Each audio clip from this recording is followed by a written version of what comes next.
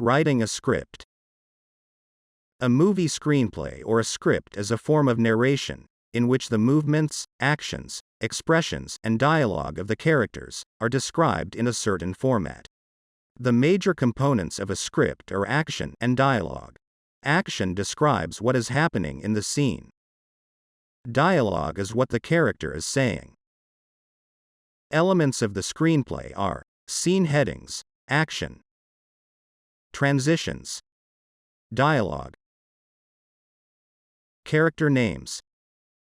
There is a general rule for storytelling. You should show the audience what is happening, rather than telling them.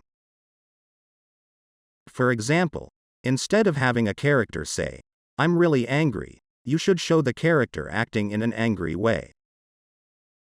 Perhaps, he slams on the table with his hands. In short, make actions speak louder than words.